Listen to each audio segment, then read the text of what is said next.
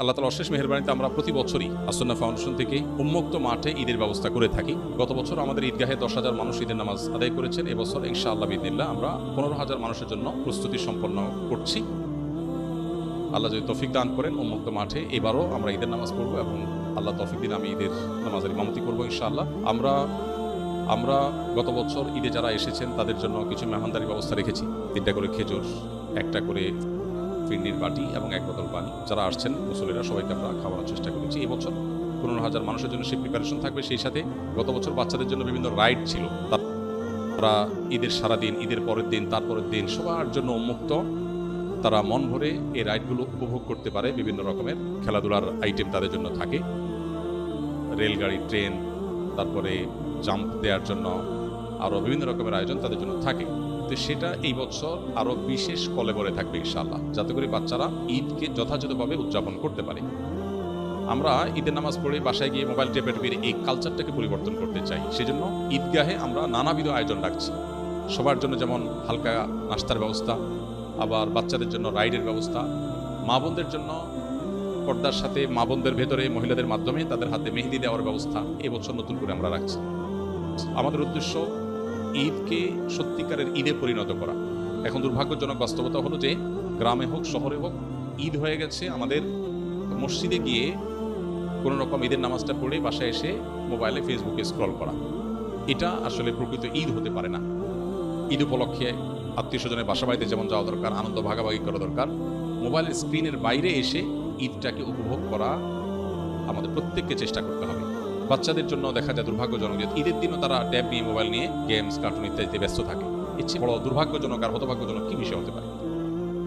তো এই বিষয়টিকে মাথায় রেখে মূলত আমরা আসন্না ফাউন্ডেশন থেকে উন্মুক্ত মাঠে ঈদগাহের এই আয়োজন এবং ঈদগাহকে, ঈদের আয়োজনটাকে প্রাণবন্ত করার জন্য শিশু বান্ধব, নারীদের জন্য উপযোগী, পুরুষদের জন্য আলাদা ব্যবস্থাপনা, এই সব কিছুকে আমরা ঈদকে কেন্দ্র করে প্রতি বছর করে থাকি। এবছর 2026 সালে ইনশাআল্লাহ আমরা সেই ব্যবস্থা রাখছি। এবছর আমাদের ঈদগাহে সকাল 7:30 ইনশাআল্লাহ আমরা ঈদের নামাজ আদায় করার ঘোষণা দিয়েছি। অতএব যারা অংশগ্রহণ করতে চান দূর দূরান্ত থেকে তারা আগে ভাগে চলে আসবেন ইনশাআল্লাহ উন্মুক্ত মাঠে ঈদের নামাজ আদায় করার জন্য।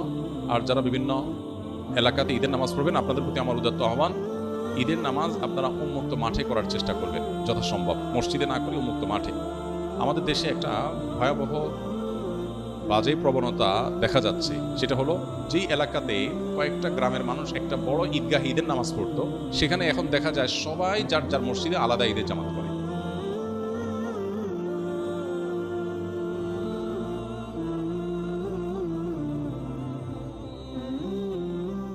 ইসলাম চায় যে ঈদের নামাজ হবে কেন্দ্রীয়ভাবে, অর্থাৎ অনেক ছোট ছোট এলাকার মানুষ একটা বড় জায়গায় একত্র হয়ে ঈদের নামাজ পড়বে। এতে ঈদের সৌন্দর্য পূর্ণরূপে প্রকাশ পায়। ইসলাম আমাদেরকে দেখুন পাঞ্জেগানা 5 ওয়াক্ত নামাজের কনসেপ্ট বা বিধান যেটা দিয়েছে, এখানে ছোট্ট একটা মহল্লার মানুষের দিনে 5 বার দেখা হয়। জামে মসজিদের যে ধারণা ইসলাম দিয়েছে, আমাদেরকে বিধান দিয়েছে, সেখানে কি হয়, ছোট ছোট মসজিদের মুসল্লিদের আর একটু বড় পরিসরে দেখা হয়। সপ্তাহে একদিন জুমার দিন কয়েকটা ছোট ছোট মহল্লার মানুষ একটা বড় মসজিদে মিলিত হন।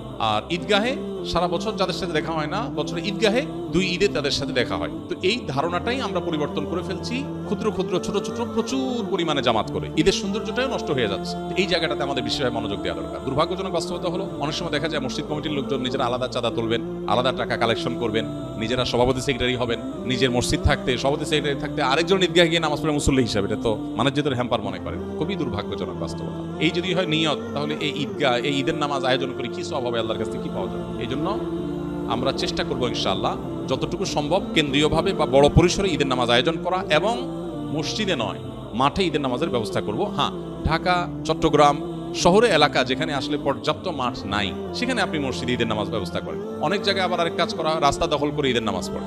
রাস্তা যদি এমন হয় যে প্রাইভেট রোডের মতো, যে এটাতে কারোর অসুবিধা হবে না, বিকল্প ব্যবস্থা আছে, তাহলে নিরুপায় হিসাবে আপনি রাস্তায় দাঁড়াতে পারেন। কিন্তু অনেক সময় দেখা যায় যে একেবারে গুরুত্বপূর্ণ রোড মাথা ব্লক করে দিয়ে সেখানে আপনি নামাজ পড়ছেন না, এটার জন্য তো আপনাকে শরীয়ত পারমিশন দেয়নি। আপনি মানুষের চলাচলে ব্যাঘাত সৃষ্টি করবেন। নবী সাল্লাল্লাহু আলাইহি ওয়াসাল্লাম বলেছেন, ইয়াকুম আল জুলুস আলা তারিক, তোমরা রাস্তায় বসবে না, রাস্তা দখল করবে না। এই বিষয়গুলো আমাদের মাথায় রাখা দরকার। আসন্না ফাউন্ডেশন থেকে আমরা যে ঈদ আনন্দ আয়োজন, শুধু ঈদের নামাজ না, কমপ্লিট প্যাকেজ রেখেছি। আমার বিশ্বাস দেশের প্রত্যন্ত অঞ্চলে অনেকেই চেষ্টা করলে এরকম আয়োজন করতে পারেন, যে ঈদ শুধুমাত্র নামাজ পড়ে বাসায় গিয়ে মোবাইল টিপা নয়, বরং ঈদ হলো আনন্দ ভাগাভাগি করা, বাচ্চাদের আনন্দ, মেয়েদের আনন্দ, পুরুষদের আনন্দ, সবার আনন্দ আনন্দ শরিয়ার সীমার মধ্যে থেকে পূর্ণরূপে উপভোগ করা হলো ঈদ। ঈদকে কেন্দ্র করে আমাদের কিশোর গ্যাং, ছোট ছোট ছেলেফেলেরা অনেক সময় দেখা যায় অনেক উশৃঙ্খল আচরণ করে, অনেকে দেখা যায় পিকআপে গান বাজনা করে বেড়ায়, পুরো এলাকাকে অতিষ্ঠ করে বেড়ায়। এগুলোর বিরুদ্ধে আমাদের সামাজিক সচেতনতা তৈরি করতে হবে। পটকা ফুটানো, বিকট আওয়াজে গান বাজানো, এগুলোর বিরুদ্ধে আমাদের প্রত্যেককে সামাজিকভাবে কাজ করতে হবে। কারণ এগুলোর কারণে অনেক দুর্ঘটনা যেমন ঘটে, সবচেয়ে বড় কথা হলো এটা আল্লাহর হুকুম লঙ্ঘন হয়, শরিয়া বিরোধী কাজ হয়।